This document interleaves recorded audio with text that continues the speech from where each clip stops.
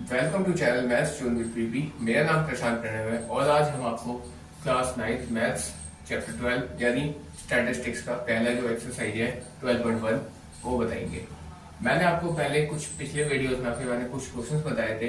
अब मेरे पास क्या है कि मैंने बताया था कि उस हिसाब से ये मतलब वन की जैसे क्वेश्चन मेरा 1 था उसी हिसाब से मेरा 2 और 3 हो रहा था, और जिस तरह से मेरा क्वेश्चन 4 था उस हिसाब से 5 और रिमेनिंग भी हो रहे थे। ठीक है, लेकिन मेरे पास कुछ ऐसे क्वेरीज आ रही है। मेरे पास क्वेरीज आ रही है कि सर ने यहाँ पे एक बार पूरा करके दिखाओ। तो मैं आज आपको ये जो बचे हुए 4 रिमेनिंग क्वेश्चन की क्वेरीज है इसे मैं आज स्टार्ट करता हूँ। ठीक है, तो आइए मैं आपको क्वेश्चन कराता हूँ। क्वेश्चन नंबर मेरे पास 2 है, 3 है, 5 है, 6 है। ये 4 क्वेश्चन है।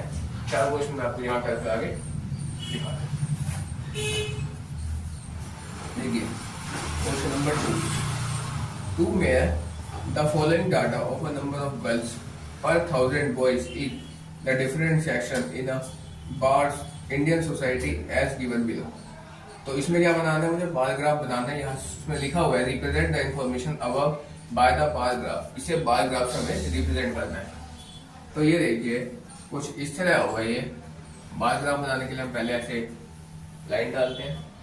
ये जो मेरी ये लाइन होती है इसको हम y से डिनोट करते हैं और इसको हम x से डिनोट करते हैं। यहाँ मेरा 0 होता है। ठीक है, इसको मैं थोड़ा बड़ा दिखाता हूँ। 0 होता है।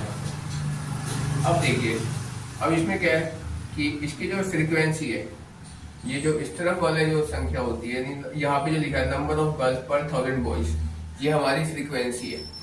तो इसको डिनोट करने के लिए हम यहाँ पे देखिए मोस्टली 10-10 का गैप है, तो मैं 10-10 का गैप ले लेता हूँ। कैसे लेता हूँ, यहाँ पे मैं लेता हूँ 900, फिर मैं लेता हूँ यहाँ पे 910, यहाँ पे 920, यहाँ पे 930, यहाँ पे 940, यहाँ पे 950, यहाँ पे 960, यहाँ पे 970 तक है। तो मैं एक और ऊपर ले लेता हूँ 980। ठीक है, ये क्या थी मेरी फ्रीक्वेंसी है, इसको मैं स्मॉल f से डिनोट करता हूँ। ठीक है, अब देखिए इधर मेरा क्या है, सेक्शंस आएंगे। तो कितने हैं, यहाँ पे मैं नंबर सीरियल नंबर डाल देता हूँ। 7 है। 1 2 3 4 5 6 और ये 7। ठीक है, ये क्या है मेरे, ये है मेरे सेक्शंस।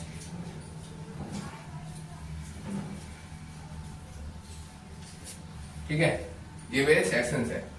अब देखिए इसको मैं डिनोट कैसे करूंगा बार ग्राफ पे। मैं जानता था बार ग्राफ जो होता है वो थोड़े खुले खुले ग्राफ होते हैं। ठीक है, मतलब दो ग्राफ होता है उसके बीच में थोड़ा सा गैप होता है, तो उसे हम बार ग्राफ कहते हैं। तो देखिए मैं आपको डिनोट करता हूँ। यहाँ पे पहला मेरा एससी है 940 तक है, फर्स्ट वाला। तो ये 940 तक कुछ इस तरह जाएगा, यहाँ से जाके ये मेरा 940 का बन गया। नेक्स्ट है मेरे पास 970 है, एसटी शेड्यूल ड्राइव 970 तक है। तो ये मेरा यहाँ से आएगा कुछ इस तरह, और यहाँ से होकर यहाँ पे जाएगा। ये मेरा 970 हो गया। अब नेक्स्ट है मेरे पास नॉन एससी एसटी, ये 920 है। तो 920 यहाँ पे है, तो यहाँ से लेके यहाँ पे ले जाएंगे 920। ठीक है, अब अगला है बैकवर्ड डिस्ट्रिक्ट्स, ये 950 है। तो 950 यहाँ पे है, इस लाइन पे। यहाँ से हम यहाँ से हटा के यहाँ पे ले आएंगे, ये 950 का बन गया। अब अगला है मेरे पास नॉन बैकवर्ड डिस्ट्रिक्ट, ये है 920। तो 920 ये डाला था, ये यहाँ पे आएगा इस जगह कुछ, ये 920 बन गया। नेक्स्ट मेरे पास है रूरल, ये है 930। तो 930 यहाँ पे है इस जगह पे कुछ, और ये यहाँ से यहाँ पे बन गया, ये 930 का ग्राफ हो गया। और लास्ट है मेरे पास अर्बन, ये 910 है। तो ये यहाँ पे इस जगह पे यहाँ पे आके यहाँ पे आएगा, और इसको मैं यहाँ पे ऐसे एरो से डिनोट करता हूँ। ठीक है, तो ये जो ग्राफ है ये मेरे सेकंड क्वेश्चन कंप्लीट हुआ। ये बार ग्राफ है, बार ग्राफ में आप देखेंगे हर ग्राफ के बीच में थोड़ा थोड़ा गैप है, जिसमें थोड़ा थोड़ा गैप हो उसे हम बार ग्राफ कहते हैं। ठीक है, अब देखिए सेकंड क्वेश्चन ये वाला मेरा यहाँ कंप्लीट हुआ। मैं नेक्स्ट क्वेश्चन पे आता हूँ।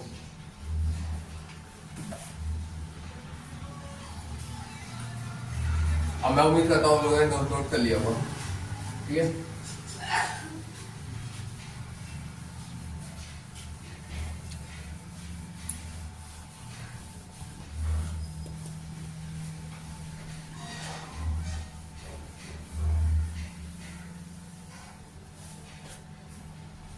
ये देखिए, अब देखिए मेरा यहाँ पे सेकंड क्वेश्चन मैंने आपको कंप्लीट कराया। मेरे पास थर्ड क्वेश्चन है, मैं आपको थर्ड क्वेश्चन पे लेके चलता हूँ। थर्ड क्वेश्चन क्या है? The given below are the seats won by the different political parties in a political outcomes of a state assembly election.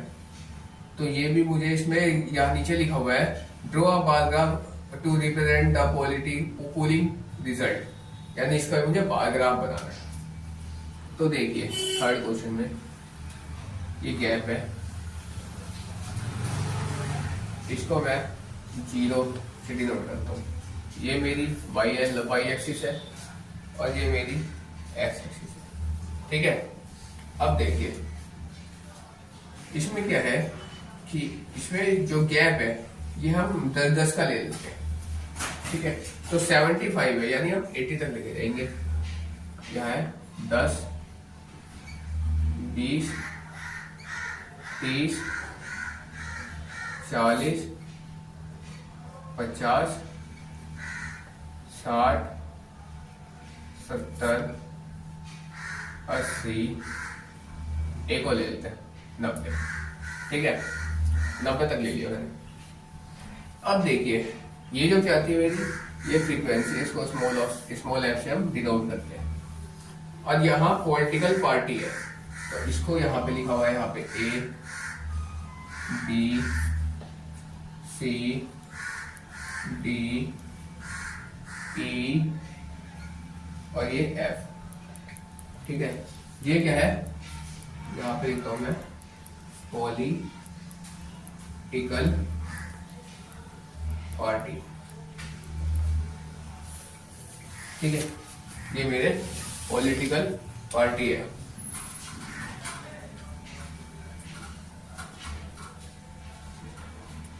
अब देखिए इसमें क्या है कि जो ए है ये कहां तक गया? 75 तक गया, तो 70 से 80 के बीच में जाएगा, यहाँ पे बिल्कुल बीच में बताएंगे।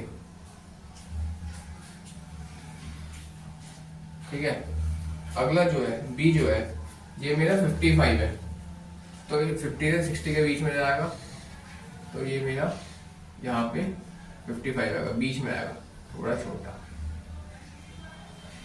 ठीक है, अगला नेक्स्ट है मेरे पास सी जो है, सी पॉलिटिकल पार्टी 37 है, यानी 40 से थोड़ा सा नीचे और आधे से ऊपर, तो यहाँ पे कुछ।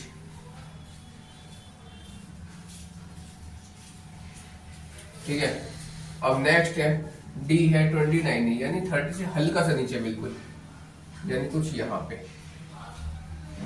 एक मिनट,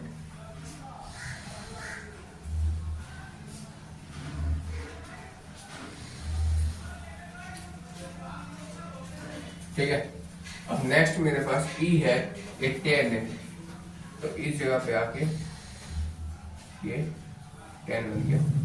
और लास्ट मेरा एफ है, ये 37 है, यानी ये 40 के करीब में है, तो ये भी मेरे पास इसी की तरह बनेगा, यहाँ पे कुछ इस जगह।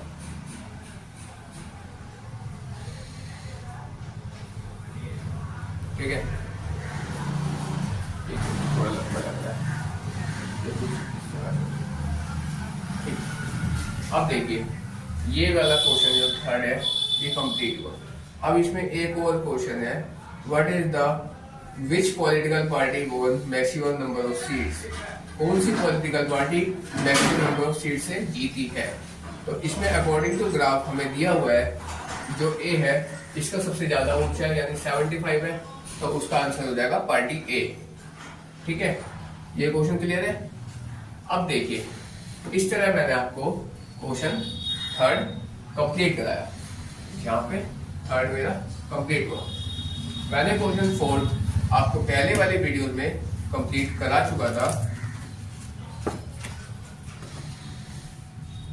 अब देखिए, क्वेश्चन से रिलेटेड पॉइंट के आंसर भी ग्राफ के बाद आपको बताने हैं। ठीक है, इसको रिलेटेड जो पॉइंट है क्वेश्चन से रिलेटेड वो आपको बताई जाएगी और वो भी वहां से हो जाएगी। मैंने आपको ग्राफ बता दिया है, मेनली ग्राफ आप कंप्लीट करो और आप ग्राफ के अनुसार से इसको अपने आप ही आप सॉल्व कर सकते हो, इलस्ट्रेट कर सकते हो, कोई दिक्कत नहीं है इसमें। ठीक है, जैसे मैंने इसमें बताया, इसमें पहला क्वेश्चन था विच political party with maximum number of seats, तो ग्राफ हम देख के बता सकते हैं भाई ये वाला 75 है तो पार्टी ए है। तो इसी तरह मेरे इसके बाकी पॉइंट भी हो जाते हैं। ठीक है, तो मैंने आपको यहाँ 2 क्वेश्चन कंप्लीट कराया, क्वेश्चन नंबर 2 एंड 3। ठीक है, अब मैंने आपको क्वेश्चन नंबर 4 जो है वो मैंने आपको पहले वाली क्लास में कंप्लीट करा चुका था, तो मैं अब आपको उसके बाद 5 क्वेश्चन पे लेके चलता हूँ। ठीक है,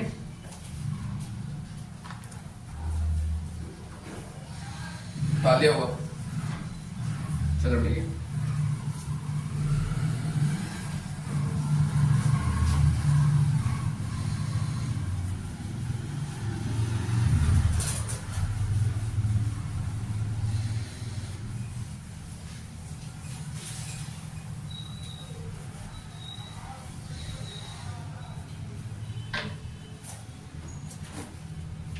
क्वेश्चन नंबर 5,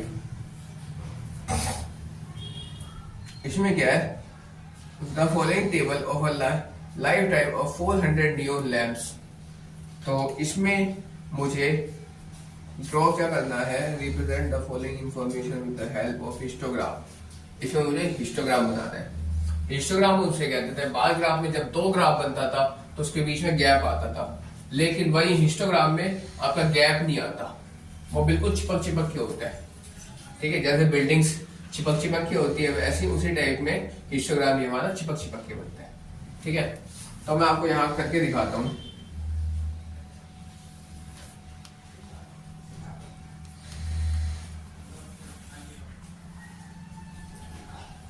जीरो, यहां पे क्या करता हूं मैं, इस तरफ 10 का गैप ले लेता हूं और लास्ट मेरा क्या है, सबसे बड़ी संख्या यहाँ पे 86 है, तो यानी मुझे 90 तक जाना पड़ेगा।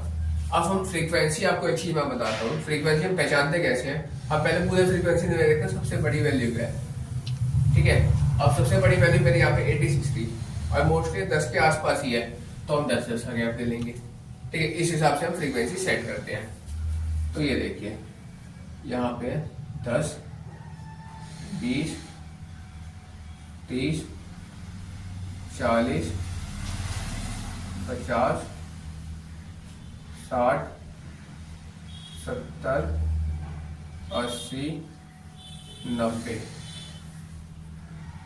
ठीक, एक और ले लेते हैं, 100 कर देते हैं पूरे। तो यहां तक जो बना ये, इसको मैं वाई से डिनोट करता था और इस वाले को भी थोड़ा रहने देते हैं, थोड़ा जितना आ जाएगा उस हिसाब से। ठीक है, अब देखिए, अब यहाँ क्या है कि मुझे जो नंबर ऑफ ये है, ये तो मुझे एफ हो गया, ये फ्रीक्वेंसी हो गई मेरी, और लाइफ टाइम इन आवर्स है, तो इसको मैं कैसे दिखाऊंगा, यहाँ पे मैं क्या करूंगा, यहाँ 300 से है, अब 0 के बाद सीधा 300 है, तो ये बहुत बड़ा गैप है इसके बीच में, 0 और 300 के बीच में बहुत बड़ा गैप है। तो उसको मैं डिनोट करने के लिए क्या करता हूँ, यहाँ पे कुछ इस तरह से बनाता हूँ। ठीक है, इस गैप को डिनोट हम इस सिंबल से करते हैं, इस तरह का सिंबल होता है, इस सिंबल से हम गैप को डिनोट करते हैं ग्राफ के अंदर। ठीक है, जेड, ये जेड टाइप होता है कुछ तिरछा जेड। ठीक है, अब यहाँ से हम अपना ग्राफ को कंटिन्यू कर सकते हैं। अब देखिए 300 था, 300 के बाद यहाँ करेंगे 400, अब यहाँ करेंगे 500, यहाँ पे 600, यहाँ पे 700, यहाँ पे 800, यहाँ पे 900 और यहाँ पे 1000। ठीक है, इसको यहाँ पे नहीं, यहाँ पे थोड़ा स्टॉप करते हैं। ये मेरी एक्स से डिनोट करते हैं इसको, इस लाइन को, इस लाइन को हम एक्स से डिनोट करते हैं, इस लाइन को हम वाई से डिनोट करते हैं। ये ग्राफ मेरा लेवलिंग कंप्लीट हुआ। अब हम इसमें जो करेंगे वो दिखाते हैं आपको। 300 से 400 तक 14 था, यानी इसके बीच में आधे से हल्का सा नीचे, ये ना ये 14 था, तो ये 10 से ऊपर 300 से 400 के बीच में, ये देखिए यहाँ पे 300 से 400 के बीच में होगा, ठीक है। और ये देखिए 14 है, ये हल्का सा ऊपर, जहां से ले जाके यहाँ तक मिला देंगे, ठीक है। तो ये हो गया। अब देखिए 400 से 500 के बीच में 56 है, 56 है, यानी इससे हाथ से हल्का सा ऊपर होगा। तो ये देखिए यहाँ पे कुछ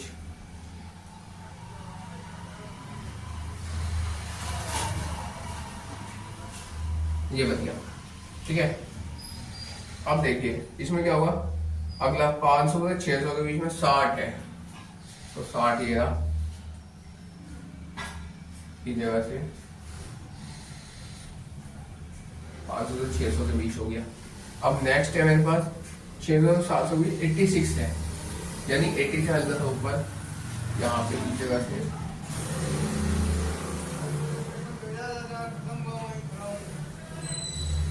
ठीक है, ये बन गया। अब 700 से 800 में 74 है, तो इसे आधे से हल्का सा नीचे, यानी यहाँ पे इस जगह से ये बन गया। अब देखिए 800 से 900 के बीच में 62 है, 62 है, तो 60 से बिल्कुल हल्का सा ऊपर इस जगह से यहाँ पे बनाएंगे, ठीक है, ये बन गया।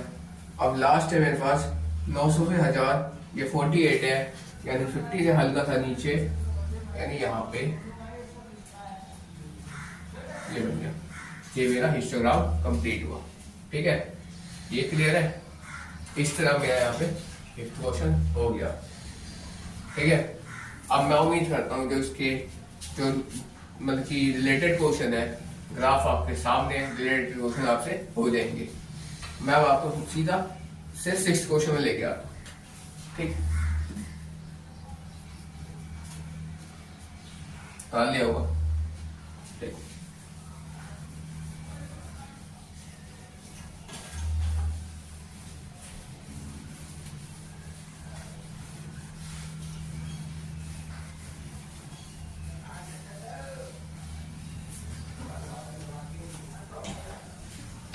अब देखिए 6th क्वेश्चन। 6th क्वेश्चन बताने से पहले मैं आपको थोड़ी इसके बारे में बताता हूँ। फ्रीक्वेंसी पॉलीगन आपको इसमें ड्रॉ करना है। फ्रीक्वेंसी पॉलीगन, ठीक है। फ्रीक्वेंसी पॉलीगन करने के 2 तरीके होते हैं। एक हम ऐसे पहले हिस्टोग्राम बनाते हैं, ठीक है, उसके बाद इसके बीच में हम ऐसे डॉट लगाते हैं, फिर हम इस लाइन को इससे जोड़ेंगे, इस लाइन को इससे, इस लाइन को इससे और इस लाइन को इससे। एक तो तरीका ये होता है, और दूसरा तरीका होता है या तो हम सीधा डॉट लगा दें पॉइंट के हिसाब से, जो अकॉर्डिंग टू क्वेश्चन होता है। इसको हम इस तरह दिखा देंगे पॉइंट को सर्कल से, ठीक है। इसको हम इससे जोड़ देंगे, इसको इससे, इसको इससे और इसको इससे, इस तरह से। ये 2 तरीका होता है फ्रीक्वेंसी पॉलीगन बनाने का, ठीक। मेरे अकॉर्डिंग यह तरीका इजी है, क्यों? इसमें पहले आप एक बार मेहनत करोगे, हिस्टोग्राम बनाओगे, फिर उसमें डॉट लगाओगे, फिर उसके बाद फिर आप बनाओगे, ठीक है। तो इससे बढ़िया भाई सिंपल सी बात है, ड्रॉ मतलब अकॉर्डिंग टू क्वेश्चन, या इसको मेंटेन करो, इसको मेंटेन करो, डॉटेड ड्रॉ ग्राफ डाल के और सीधा पॉइंट डाल के इसको डिनोट कर दो। और ये एक होता है, ये तो सिंगल वाला है। हमारे क्वेश्चन में क्या है, हमारे जो क्वेश्चन 6 जो मैं आपको यहाँ बताऊंगा, उसमें क्या है, इसमें डबल ग्राफ बनेगा एक पे ही। वो मैं आपको डबल ग्राफ बनेगा, ये डबल लाइन होगा, तो एक को मैं फिर सीधे लाइन से डिनोट कर दूंगा और एक को मैं फिर डॉटेड से डिनोट कर दूंगा, ठीक है। वो मैं आपको क्वेश्चन में करके दिखाऊंगा, ठीक। ये बात क्लियर है? तो मैं अब आपको लेके आता हूँ। और जो फ्रीक्वेंसी पॉलीगन का ग्राफ होता है, ऐसे ग्राफ तो सारे इंपॉर्टेंट है, मैं मना नहीं कर रहा, लेकिन जो फ्रीक्वेंसी पॉलीगन का ग्राफ है ये मोस्ट इंपॉर्टेंट ग्राफ है, ये हर बार पेपर में आता ही आता है, इसीलिए आपको इस वाले ग्राफ को बड़ा ध्यान से समझना है। ठीक है, यहाँ पे लिख भी देता हूँ, इंपॉर्टेंट ग्राफ है ये। ठीक, मैं अब आपको ग्राफ में लेके चलता हूँ।